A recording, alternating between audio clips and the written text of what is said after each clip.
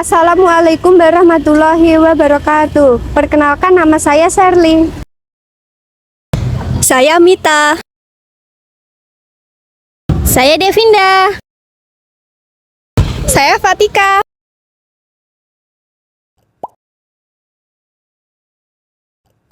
Tujuan dari praktikum I7 yaitu menentukan resolving time pada detektor Geiger-Müller dengan simulasi red lab. Alat dan bahan yang kita gunakan pada praktikum kali ini adalah yang pertama, PC atau laptop, yang kedua, software red lab. Dalam software red lab meliputi yang pertama yaitu sumber radioaktif CO60, sumber radioaktif CS137, amplifier, preamplifier, high voltage, lalu yang terakhir adalah counter. Dasar teori dari praktikum I7 yaitu resolving time adalah waktu minimum yang diperlukan agar radiasi berikutnya dapat dicacah. Resolving time pada detektor Geiger-Müller dapat diperhitungkan menggunakan dua sumber radiasi yang berbeda seperti CO60 dan CS137. Langkah pertama adalah membuat eksperimen baru. Buka file Red Lab dengan cara klik kanan, Run as Administrator, lalu masukkan user login dengan username, demo, dan password demo. Lalu pilih menu Administration, Create Experiment. Pilih gamma eksperimen, lalu pilih sumber radiasi yang digunakan yaitu CS137 dan CO60, lalu pilih Next. Pilih detektor yang digunakan yaitu Geiger-Müller, lalu pilih Next. Pilih komponen yang digunakan yaitu amplifier, preamplifier, HV supplier, dan counter. Pilih Next, lalu isi eksperimen name dengan nama eksperimen Geiger-Müller.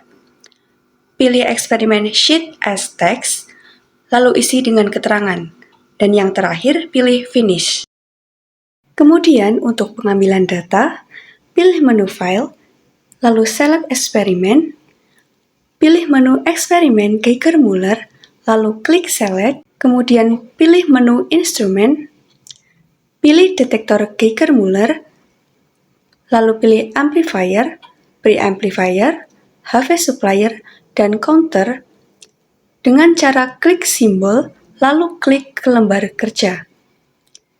Kemudian pilih menu Cables, pilih HV sinyal kabel, lalu klik ke port HV in pada detektor, drag ke port HV out pada HV supplier, lalu pilih preamplifier voltage sinyal kabel, lalu klik ke port voltage amplifier, drag ke port voltage preamplifier, lalu pilih sinyal kabel, lalu hubungkan ke semua instrumen yang ada sesuai dengan gambar rangkaian. Kemudian, nyalakan HV supplier, letakkan sumber radiasi CO60 dan CS137 di depan detektor, atur waktu pengukuran pada counter menjadi 20 detik.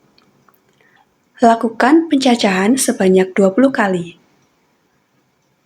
Letakkan sumber radiasi CO60 di depan detektor. Letak sumber radiasi tidak boleh berubah. Atur waktu pengukuran pada counter menjadi 20 detik. Lakukan pencacahan sebanyak 20 kali. Letakkan sumber radiasi CS137 di depan detektor. Letak sumber radiasi tidak boleh berubah. Lakukan pencacahan sebanyak 20 kali. Kemudian catat hasil cacahannya dalam tabel. Berikut adalah hasil dari pencacahan sumber radiasi CO60, CS137, dan sumber radiasi gabungan sebanyak 20 kali pencacahan. Selanjutnya, kita menentukan CPF di setiap sumber radiasi dengan cara menghitung hasil dari setiap sumber dibagi waktu yang ditentukan yaitu 20 detik. Berikut adalah hasilnya. Lalu kita menentukan resolving time dengan rumus berikut. Dan ini hasilnya. Lalu yang terakhir kita menentukan laju cacahan rata-rata di setiap sumber radiasi dengan rumus berikut. Dan ini hasil dari perhitungan kami di setiap sumber radiasi.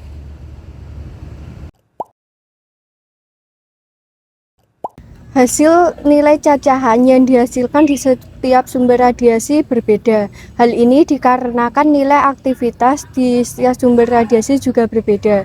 Semakin tinggi nilai aktivitas di setiap sumber radiasi, semakin tinggi juga nilai cacahan yang dihasilkan. Dalam pengaplikasiannya, resolving time digunakan agar detektor mampu memastikan perbedaan dua sumber radiasi yang datang secara bersamaan, sehingga data yang dihasilkan tidak hilang atau tidak tumpang tindih ketika radiasi yang berbeda jenis datang secara bersamaan dengan aktivitas yang tinggi. Adapun faktor-faktor yang mempengaruhi nilai resolving time. Resolving time dapat dipengaruhi dengan nilai aktivitas di setiap sumber radiasi dan hasil laju cacahan di setiap sumber radiasi. Semakin besar nilai aktivitas dan laju cacahan di setiap sumber radiasi, semakin besar juga nilai resolving time yang dihasilkan oleh detektor. Oleh karena itu, hasil resolving time di ketiga jenis sumber radiasi berbeda. Pada sumber radiasi gabungan CO60 dan CS137 menghasilkan resolving time yang tinggi. Hal itu dikarenakan pada sumber radiasi gabungan menghasilkan nilai laju cacahan yang tinggi dan nilai aktivitas radiasi yang besar. Dan pada radiasi CS137 menghasilkan nilai resolving time yang paling kecil. Hal ini dikarenakan nilai aktivitas yang dimiliki sumber radiasi CS137 sangat rendah dan nilai laju cacahan yang dihasilkan juga kecil. Oleh karena itu, hasil resolving time berbeda di setiap jenis sumber radiasi. Resolving time berbanding lurus dengan aktivitas sumber radiasi yang dihasilkan. Oleh karena itu, jika resolving time diberi sumber radiasi yang aktivitasnya lebih tinggi dari CO60, maka resolving time juga menghasilkan nilai yang tinggi.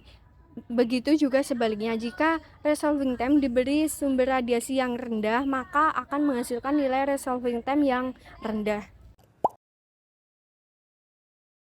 Kesimpulan pada praktikum ini adalah nilai cacahan sumber radiasi berbanding lurus dengan aktivitas sumber dan nilai resolving time, di mana nilai cacahan sumber radiasi gabungan memiliki nilai resolving time serta aktivitas sumber paling tinggi dibandingkan dengan sumber radiasi CO60 dan sumber radiasi CS137.